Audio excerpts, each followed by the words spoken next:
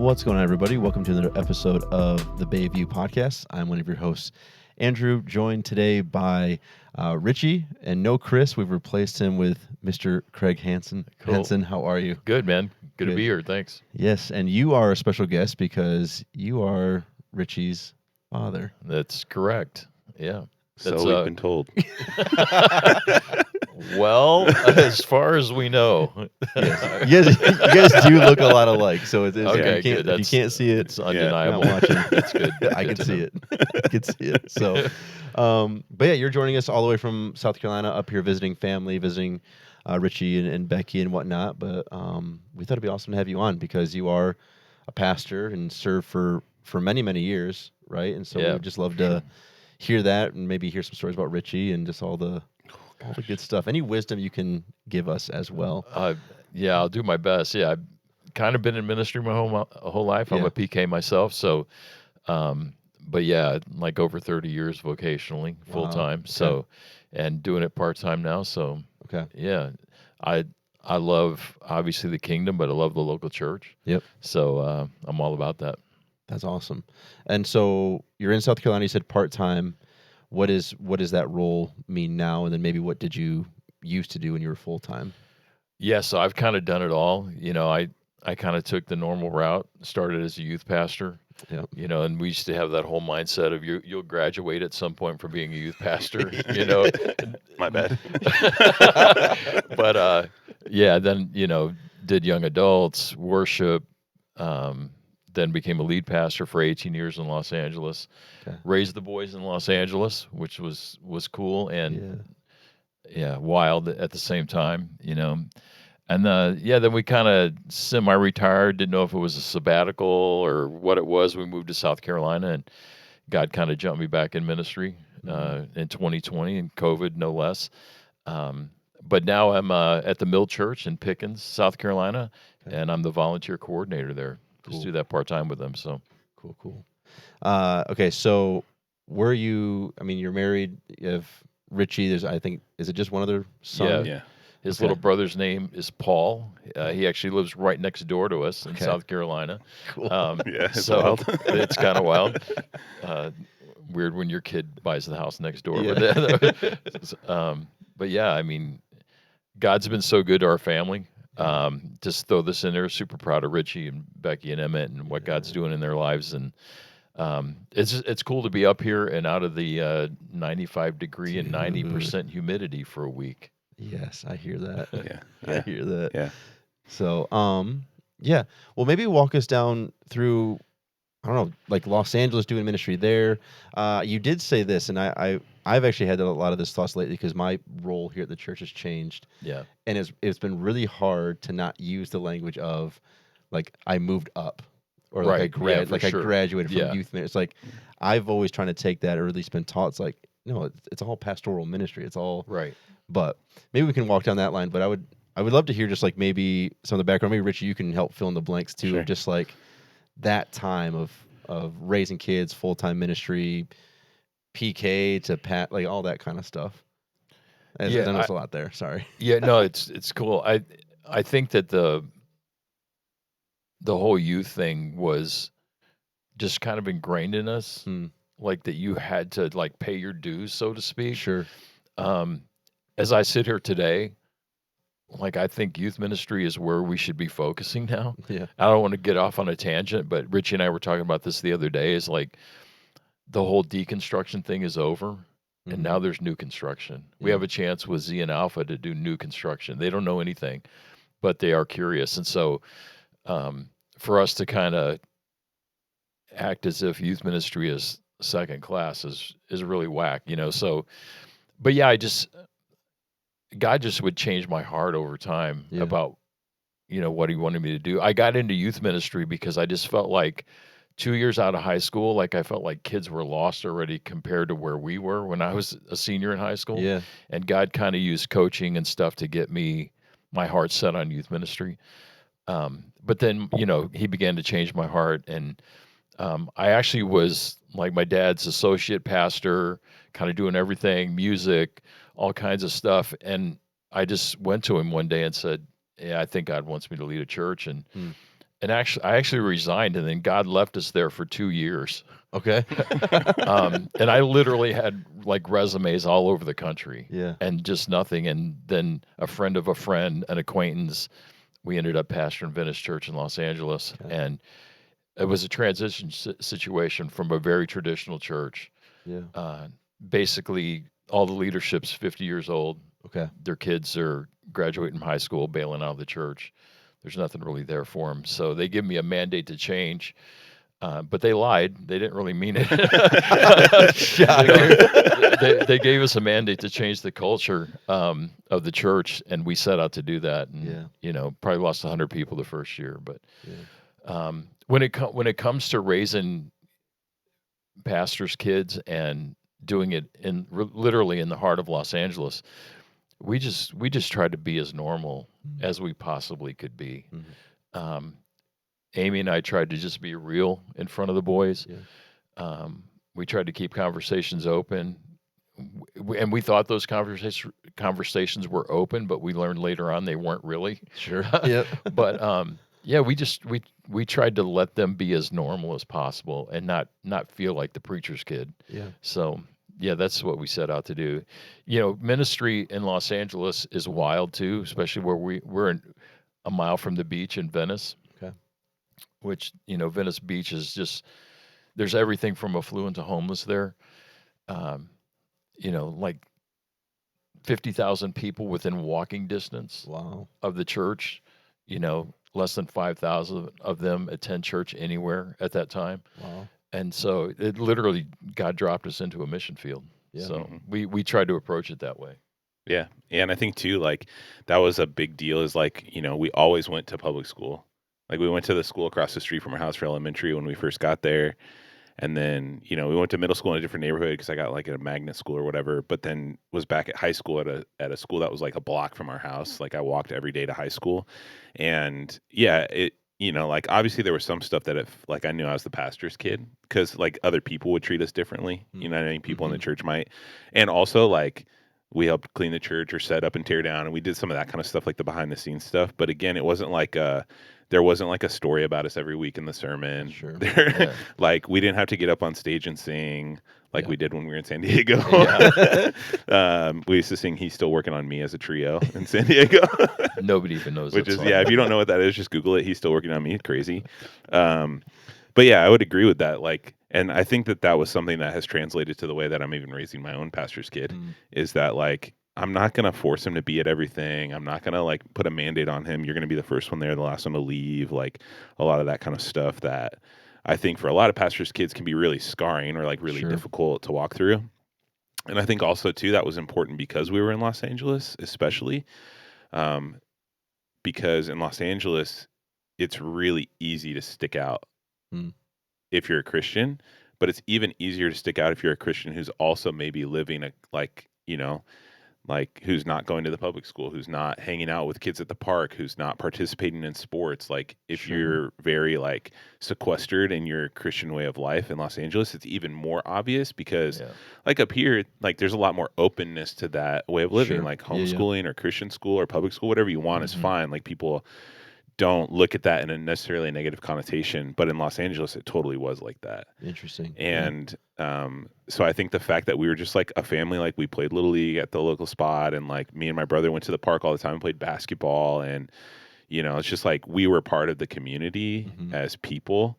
And so I think that was I would say probably, and you can speak to this, like a shift for the way that life went.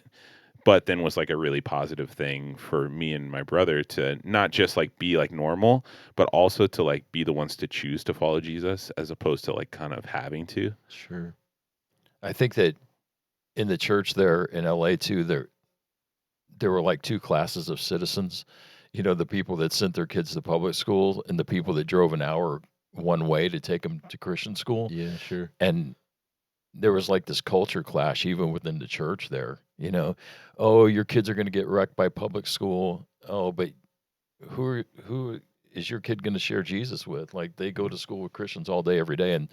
And that kind of all things Christian culture that a lot of them were trying to raise their kids in. So yeah, even within the church, there's a little bit of friction, I would say, between those two camps. And we just had people flat out ask us, how can you send your kid to public school? Yeah. And our philosophy was really simple, and I don't know if it was good or not, but we felt like at dinner every night there was going to be a debrief. Oh, okay, cool. We were going to counter teach whatever they heard that day that was opposed to, biblical values or the kingdom of God. So Yeah. we just tried to have those conversations and keep them open. And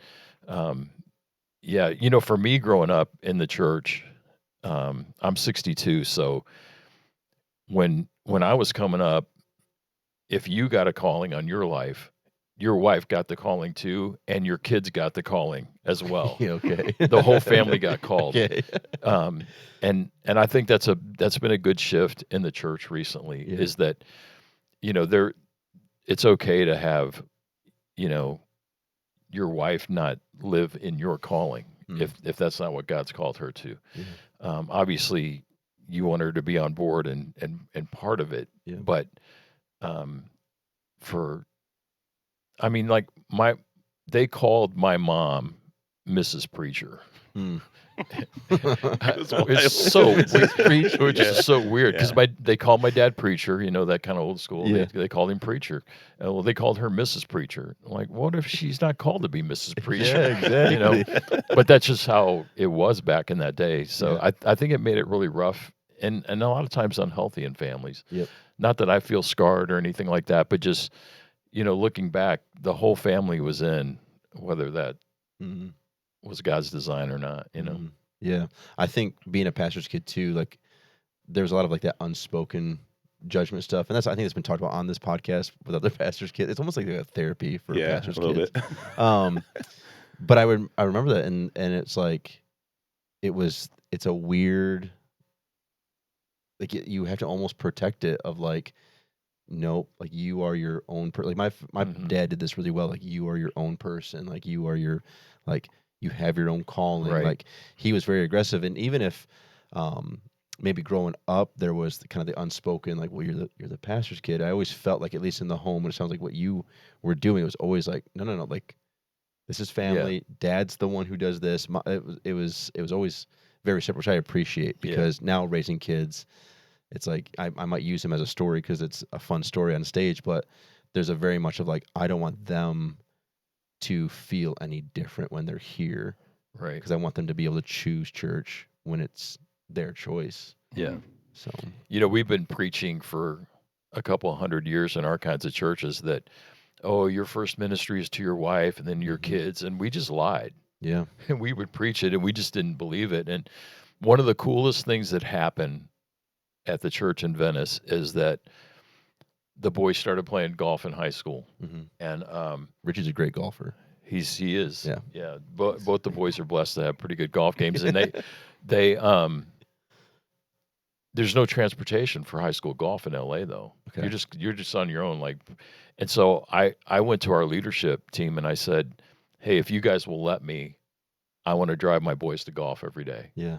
And so for 6 years, the church let me leave every afternoon at 1 to go drive the golf team to the driving range or the golf course or wherever they were going. And I don't know if they've ever felt that, but that spoke volumes, to our church that, okay, his family really does come first. Awesome. And that if the church would just recognize it and also buy into it, it frees you up to do what you need to do for your family. So, and it probably changed even the way, maybe you can speak to this, like maybe even how you viewed the church yourself in that space and how you cared and what was like, if you had to actually put what mattered first, like it probably did change even, I would assume for the better of how you viewed the church as a whole.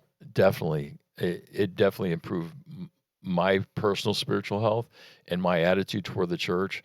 And again, the generation that I grew up in, there was so much focus on growth, making sure that the church was growing, and what they meant was attendance and offerings. Yeah, you know what I mean. Yeah. That they're like, okay, they really do care about my family more than they care about attendance increasing weekly, monthly, annually, whatever. So it was very helpful, and I guess it kind of came to a crescendo because they were doing the same things for their kids. Yeah. They were driving hours for volleyball. They were driving hours for baseball. They were doing it too. Yeah. And for them just to give me permission to and the freedom to do that was huge.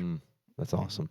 I think too, it also changed the dynamic of the church in that it provided you a space also to like be in the community on a more regular, consistent basis, where we're like meeting these families, right? Like kids that I was friends with, that I played junior golf with, that I was going to high school with, but getting to meet their parents and their extended families who are also helping to drive, like grandparents and stuff even. And then also just like my coach, Myra, who, she was like living, a lifestyle that was not focused on Jesus. Like she was going the opposite direction, and she had been for a long time.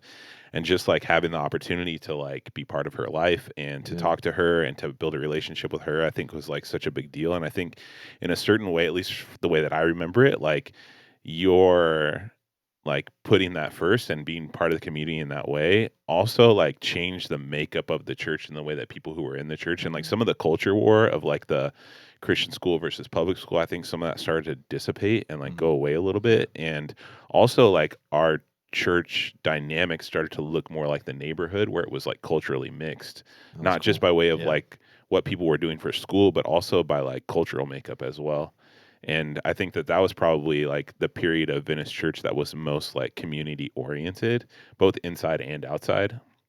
And I do think that part of that is just the fact that like your ability to go and be part of the community every single day, like also like changed the way that you interacted and felt and perceived the community around us.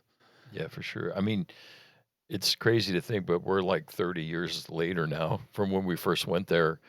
And I still think there's this natural inclination for the church to turn inward and cocoon and not be normal in the community.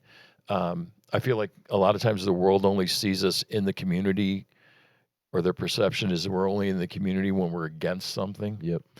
And I think that did help change things in Venice, and it actually continues at that church today, that they're in the community every month, and it's an amazing vibe there now that it really is a community church, which is what we wanted it to do. We wanted it to reflect the neighborhood, and it's really doing that. So, and you felt like, I kind of have two questions, but the first one is, you felt like that change, was that on your mind when they asked you to come in and change the kind of the culture and what they were doing? Was that community, or like, was that a goal of yours? Oh yeah, definitely, because the church didn't look anything like the community. Yeah. The church was very getting to be very middle-aged and white, and the community was nothing like that. And I think that God left that church on that corner in Los Angeles to reach the people around it. Not to be, a fortress for Christians to hide in, and that's and no fault of their own. That's just, the church was 100 years old. Yeah. And it just always been these things. And God was good to allow us to. I keep using the word normal, but I just felt like we were just longing for normal. There in that neighborhood.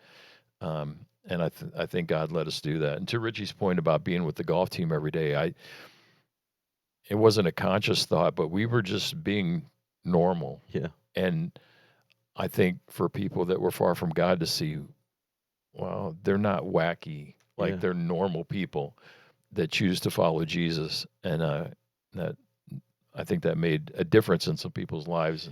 Maybe even just planted a seed, right? You don't know. Sure. It's like just that idea of that changing the perspective. Because I think my other thought was, just based on what you were saying, that idea of, kudos to the people that allow, we say allow, but that encourage you to go out, because it's always interesting when a church is like, be in the community, be about the people, and make sure you're at your desk. Exactly. You know what I mean? Like, it's like, and then somehow how that's like, it's the balance of, we don't work a corporate job when we work in a church. That's right. Mm-hmm. And I think a lot of time lay leadership views like that's their experience. And so I think for people to say, and it sounds like your leadership to say, hey, go, and encourage that, it's almost like open people's eyes to like, oh, this is the job that you're supposed to be doing. Yeah. I think too, one of the things that really helped with that is that We lived in a parsonage right next door. Yeah. My commute was 52 steps. Yeah. So I could get in early, Yeah. do my thing with nobody around, Yeah. and at 1:00 I'm ready. My bases are covered. I'm ready to roll. So God just set it up perfect Yeah. for us in that season, and hopefully, our kids are. I would say this: every PK probably needs therapy, but It's been amazing. Yeah. yeah, yeah, for sure, changed my life for sure. But at the same time, I think our kids have a good foundation. Yeah. Because God allowed us to do that. And I think, correct me if I'm wrong, I think when you say normal, it is just there's no fake, there's no facade. Like, you are a human being, like your family are real people, and so everyone else gets to just do their thing. And there's this expectation, I think, sometimes on pastors and PKs and family and it's, I understand it, but it's like, Yeah, you're still a person too. Like, it's okay if you have hobbies and enjoy. Like, you're not just always in scripture. Like, I think I'm assuming that's what you mean when you say normal. yeah, for sure. Yeah. Yeah, we're just normal people, and Richie could probably speak to it better than me, but I felt like we were a normal family in our neighborhood, except our standards, I don't know if strict is the right word, but our standards were just a little bit different than your friends. Yeah, I would agree with that. I think, it's like most of my friends were not saved or like had any connection to church at all. And the ones that were, most of them were Catholic. Like had grown up Catholic, they were Hispanic. And so it's kind of like a cultural thing that they were Hispanic or that they were Catholic, excuse me. And it was also cultural that they're Hispanic. But, and so for them, like, God was more of like this genie thing or like this when I need something really bad, I'll go to him or I'll ask my grandma to pray for me or whatever it was. Whereas for us, it was kind of like it was built into us like, hey, there are some things that your friends are going to do that are not going to be healthy for you if you want to follow Jesus. Yeah. And so we're not going to do those things. And, when you're younger, it starts out with just like, foul language and some stuff like that. Like, and, my first day of fourth grade in Los Angeles, I go into the classroom. My teacher is Miss Lambros, and she's like this like caricature of a person, like just crazy old lady who's like teaching fourth grade. And she turns around, and all the kids just like double bird flip her off in fourth grade. And I'm like, what in the world? Because we were going to like this, we were going to this school in a really nice neighborhood in San Diego and all this stuff. And like kids were really respectful and kind and all these things. And then it was like this like. I began to like be like, what is this place that we moved to a little bit? Because the kids were so much more rough and like socioeconomically that made sense. Like they were living in projects and like having a tough go at life, multi-generational households like in apartments. Yeah. Wow. And so, it's like all of a sudden me and my brother are in this like community, and as a church, we're in this community where like people are having a rough go. Yeah. And they got a lot of burdens and they got a lot of difficulty going on in their life. And there's a lot for them to think about even at a young age. But it was kind of like, I knew that was wrong, but I knew that that shouldn't stop me from being friends with them. Sure. Yeah. And so it was like we kind of had this mentality built in us like, yeah, there's going to be kids who are like doing drugs, who are drinking underage, who are partying, who are all these things, right? Like that young people do, especially in a city. They're going to be doing all this stuff. Here's why that's not a good idea. Here's what God has to say about that. Like, but you got to pick. And so it's like there were times where it was like, no, you can't go hang out with that person or go to that place or do that thing. Sure. But there was also a lot of, yeah, go ahead. And for me in high school, even before, I really like started like focusing my life on Jesus, I knew like there's some stuff I didn't want to do. I didn't want to be a part of because I knew it was destructive. Sure. And so I had every opportunity in the world to do the wrong thing. But because we talked about it openly at home, and I felt like we went to a church that was like, hey, yeah, that's a choice you can make, but here's what God says about it, as opposed to a don't do that, like stop, no, rules. Yeah. I like came into situations where I was like, nah, I don't want to be a part of that. I'm good. And yeah, even before I was really intently focusing on Jesus with my life, like those things were true. Like that was built into me. Like, is this destructive or productive? And I really think it also has changed my way of thinking about people who aren't saved even today. Like I think very differently about lost people than some of the guys I went to college with or that I've been friends with, who, like maybe grew up in communities where they had less exposure to people who weren't saved. And so like when I see a lost person doing something that lost people do, like I don't even flinch. Yep. You know, I see somebody like waving a pride flag. I don't flinch because I'm like, they're just a lost person doing lost people stuff. Yep.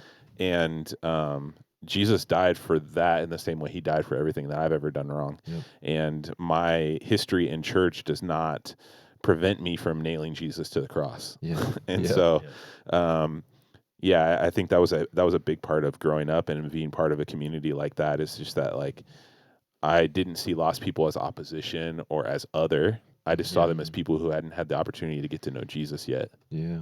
And it wasn't like you ran around, because that's also like the cliche of PKs or pastor family, like Bible thumping, any of that kind of stuff. Like, again, go back to you were a real person in their life. Yeah. And you just had different moral standards or different ways of living, but you weren't coming at it from a judgmental, I gotta save you mentality. It was just, I'm choosing to live this way. This is why, but and I think that, I know I had friends in high school at the time who's like, post high school, leaving like the locker room and sports and basketball and all that, and all these guys who it's like didn't change how I interacted, didn't change how I spent time, the conversation we had, but it was like when push came to shove, post all that stuff, I had so many conversations with them later on, because it was like I never shut the door based on I can't be friends with you. Right. Yeah. I didn't, and it's like, did I ever lead them to Christ or any of that kind of stuff? No. But was I someone they felt like they could trust if they had deeper questions? 100%. And I think that's kind of what you're saying in some ways, of not viewing someone as opposition. Yeah. And I think that like speaks volumes to, you know, like when Jesus, we talk about the Great Commission or whatever. And I think oftentimes we think of like foreign missions when we talk about Jesus' final statements to kind of his disciples to go. But really, like when he says go, therefore, like in the King James, what he's really saying is as you are going on your way. Yeah. So it's really more so talking about as you're just living out your normal day-to-day life, take the gospel of Jesus Christ with you. And sometimes that does mean you get in a conversation where you get to very explicitly talk to somebody about Jesus. But other times it's just that you show kindness to somebody who needs it, or you're gentle with somebody who's being harsh, or you're just living this lifestyle of following Jesus in front of people who maybe aren't. And then that is an opportunity for you to go out into the world and to spread the gospel as well. And the same as you, like I have tons of friends that randomly I would have a conversation about Jesus with them who were like far from the Lord because something was going on in their life, or they were curious or whatever it was. And, you know, as far as I know, a lot of those guys, they aren't saved, right? Like they didn't accept the Lord as far as I know, but they know. And there have been guys who have reached out to me even after high school who were just like, hey man, I'm just going through some tough stuff. Could you pray for me? And because they just know that that's the kind of person that I am, right? That's what my life is about. And so, you know, there are still opportunities out there, even still, for those people to reach out to me. And I've had some of that even in the last like 2 years, where guys that I like played high school golf with like sent me a message on Instagram, and we're just chatting, like catching up or whatever. But then they just like tell me something hard, or they're going through something, or you know whatever it is. Like they're taking church more seriously now. They were kind of like in it, but not in high school and that kind of thing. And I wouldn't have any of that if we hadn't have grown up in the church that we grew in and like been part of the community in the way that we were. I think one of the things that God helped Amy and me with is that, because when I was coming up again, it was all, that's a sin, that's a sin, that's a sin, the rules thing that you alluded to. And as we began to understand Scripture, we like to talk in terms of that's not God's best for you. You have a free will. You can choose that, but that's not God's best for you. They used to come home a lot. Paul and Richie would come home and say, hey, can we watch this? I'm like, no, you can't watch that. When you turn 18, you're on your own. When you're old enough to make your own decision, you can watch it. But that's not God's best for you. You don't need to see those images, hear some of that language at this point in your life. You know, we're not going to encourage that because it's not God's best for you. And while we believe wholeheartedly in sin, right? Like we wanted to put it in terms that where they understood that God has something better. And when we sin, it's because we're choosing, you know, our own flesh, you know, over what is God's best for us. And I think just that little bit of language helped with us in Yeah. parenting, you know. Yeah. Kind of, it really is like taking, like, in having those things not be like taboo or like weird, which draws intrigue to them, Right. Yeah. right? When alcohol is just no, don't drink. It's like, Right. well, why not? Like and so I think using that language, especially with children or as they hit that middle school age, it's like you're not saying it's a never ever or you shouldn't or that you can't make the choice for yourself. I love that. Yeah. It's just more like, no, this is not what God has or what's best for you right now. It's interesting too because we chose not to have alcohol in our home, not because we didn't think it was allowed or permissible. We didn't think it was best for our family. Yeah. Because of some, we have some people in our family that have struggled with alcoholism and Yeah. things. So we didn't think it was best. And I would almost even teach it a little bit dogmatically from the pulpit. Sure. Like, this might not be best for your family. And really, I guess, cause people to think about why they do what they do, why they don't do what they do. Because again, we had those people that, okay, follow the rules no matter what, with no why behind it. And then other people like, we don't even know what it means to follow Jesus. Where do we start? So you try to, blend those worlds in the teaching as well and go, okay, this is our conviction at this point in our life, at this stage in our life, but you need to discover your own conviction and what that's going to look like for your family. Yeah, that's good. Yeah, I think also too, just like thinking in those terms, and even like in youth ministry now, talking with young people now, is the asking the like, why do you want to see that? Why do you want to do that? Why do you want to participate in that? And like you're saying, just like get people thinking about it. Like, if this is something that God says is not good for you, He's probably going to tell you why, right? Or there's going to be some evidence as to why that's true. And there are certain things that we would obviously say, like, this is 100% solid no, like God says so. Yeah. But to continue even then to talk about it in terms of why? Well, because it leads to destruction. Right. Like, look at the people around you who are participating in that. Is that really the kind of person that you want to become? Like, even for like the alcohol thing, right? It's like, dude, look at your aunts and uncles who are struggling in that right now. Is that really the kind of person that you want to be at the end of the day, that you have to have this thing in your life in order to interact, like in order to be like part of the family? And I'm not saying you can't, but I'm just saying, like, look at why God says that could be a dangerous thing for you. Yeah. And there's tons of evidence in the world as well as in Scripture as to why those things are dangerous. And to just like keep that at the forefront. I'm not telling you can't, but I am telling you, like, look around and see what that looks like in people's lives in the long term. Yeah. What does that become? How does that help you get to the place where you look more like Jesus and where you have peace in your life? Yeah. And that was a huge part of growing up, and like even like looking around at my own friends too. I think that, again, when I was coming up, we were more interested in making clones than Christ followers. And so everybody just follow rules, everything will be fine. And, again, we would preach and preach and preach about the Holy Spirit and refuse to let him do his job. We just want to be the Holy Spirit for everybody. Yeah. And, that's just kind of how we rolled. And God, I don't even know what it looked like, how it worked, but God did that work in Amy and me when we got to LA. Because working for my dad, everything was really buttoned up. Yeah. It was going to be these ways and no two ways about it. And we would expect that of the congregation as well. Not just staff and family, but the congregation. Yeah. You have to do these 7 things and not do those 10 things. And God revealed that freedom and liberty to us after we got to Los Angeles. And I think a lot of it was born out of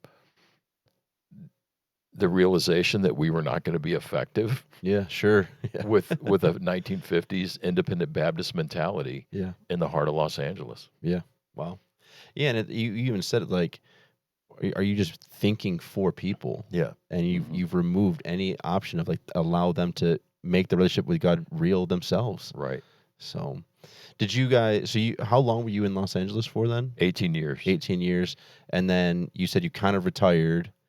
Ish. Yeah, this is kind of an interesting story because Amy and I felt like our assignment there was coming to an end. Yeah. There was a little bit of a power struggle going on. some of the old school people there were kind of trying to wrestle control back from the vision that we were putting out there. And I don't think that Richie and Paul even knew that Amy and I were praying about our assignment coming to end. And Richie was doing kids for us part-time, and he comes to us one day, and like we could tell, he's filled with trepidation, and he goes, "Yeah, I'm not going to raise my kid in L.A." We're like, "Where are you going to go?" And he's like, "Greenville." And we're like, "What?" The other side of the country. Yeah, I knew somebody who had grown up there, and they're like, "Dude, it was awesome growing up there." The only thing I knew about the upstate of South Carolina was Clemson, because I'm a big football fan, and then New Spring Church, which Perry Noble started all that, and so we just all up and moved. My mom and dad, Amy and me, and both the boys and their families. Well, just like family caravan across the country, or basically we kind of all just took different routes and met up at a house that God allowed us to buy in Easley, South Carolina, and we all piled in the house at first. That's awesome. With any job prospects, were you gonna go? It was just the only one. Go there. The only one that had a job is Paul's wife, Monica, and Becky. Yeah. Paul, Becky had a job. Yeah, too. both the wives had jobs. Both the wives had jobs. The kids' wives had jobs. That's right. Monica's like, the Starbucks superstar. She's like a regional manager and stuff. And Becky, she was working for Bank of America at the time. So like, she was like transferred. Yeah. Yeah. But all of us guys, no, nothing. We had nothing. Yeah. And it was weird though too when we got there, because we're like, we'll figure it out. We'll get jobs, whatever. And we did. But the one thing I don't think we ever thought we would do there is look for a church. And like 2 years later, we're looking for a church, and it just it was kind of wild. But it was all part of, I don't always love this terminology, but the journey that God had us on. Sure. I think we all needed a break from full-time ministry at that point. Yeah. Yeah. We all needed to just like go to a church and just serve like in a normal capacity and like be normal people at a church for a little while. Yeah. And it was kind of like a similar amount of time for me too. Like even though we moved to Michigan to be close to Becky's family, like at about the 2-year mark, that's kind of when I jumped back into full-time ministry again. And like had been volunteering and stuff and like still participating in ministry, but really had taken kind of like a 2-year, not really doing it. Definitely not doing it full time. Like board's like a sabbatical. Yeah. In some ways, like a true like it was. break. Yeah.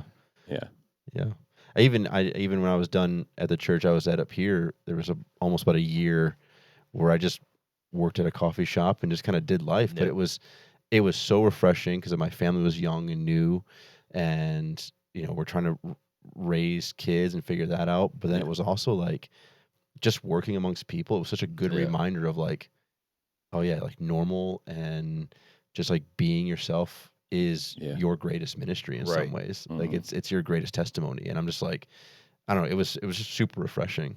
Yeah, for sure. And like I said, I don't know if it was a sabbatical or forced sabbatical. I don't know.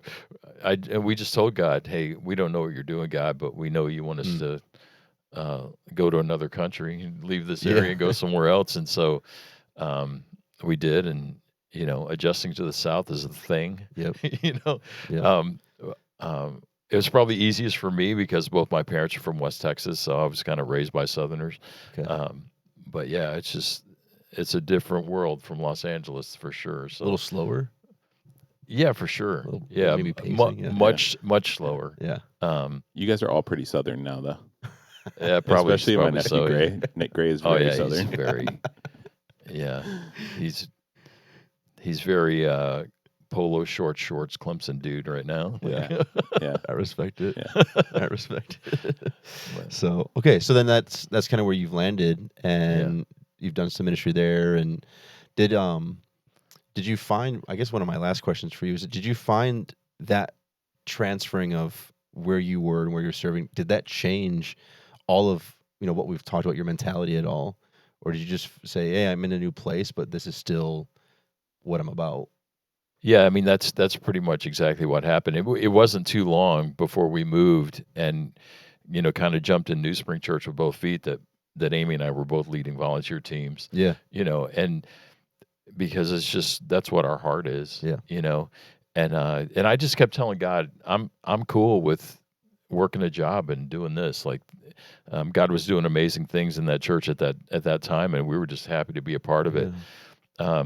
And I pretty much had given up, as we got to 18, 19, we moved in 2014. As we got to 18, 19, I pretty much had given up on being back in vocational ministry. Yeah.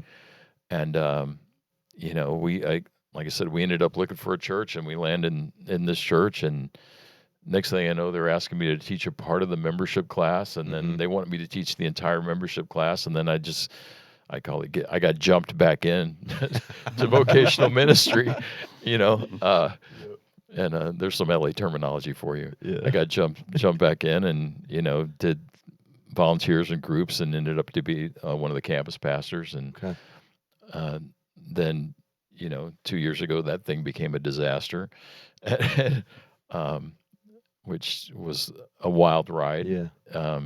And never underestimate the ability of a church to just implode. Sure. Just, man, if you don't stay on top of things, with accountability and visibility and all those things,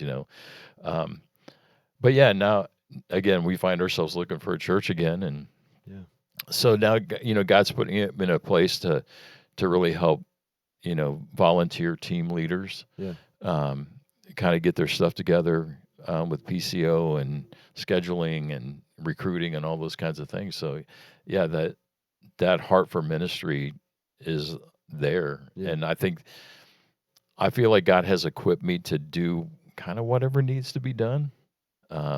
And so, yeah, doing some teaching, and just the only things I really ever cared about in my life is Oklahoma and Dallas Cowboys football in the church. That's about it. I mean, that's about it, and let me play some golf, and that's about it. And I guess my thing is that over the years, because I grew up so ingrained in it. Yeah. Over the years, God changed my heart from this is what you're supposed to do to this is, what you love to do. Yeah. And not from a vocational sense, just there's nothing better than the church when it's working right. Yeah, 100%. Of course, there's probably nothing worse when it's not working well, but there's nothing like the church when it's working right. And I believe wholeheartedly that it's God's plan A and there's no plan B. Yeah. And so 99% of everything that happens that has kingdom value happens in a local church. Yeah. So that's just what my heart is. Yeah. That's awesome. That's so good. So, well, cool. Richie, anything else for your dad? I don't think so. Thanks for coming on. Hey, thanks for having me. Yeah, it was blessed to have you. Just it's awesome to look back, think back, and to just see how even your ministry has not changed a lot. Like, you're so community minded and focused on teams and people being in community together. And that's a big part of what I do too. Everything is just the community. It's about circles of people, not rows of people. And also just being willing to be part of the world around you, without fear, or judgment. And so, I'm super grateful for that. And thankful for the conversation. Awesome. So encouraging. Thanks, Craig. Appreciate you being on. Thanks for having me, man. This has been the Bayview Podcast. If you do not follow us, please give us a like or follow us on all the major platforms, all the things, wherever you can hear us. And we'll be with you each and every week. This has been Andrew, Richie, and Craig. Thanks. Signing off.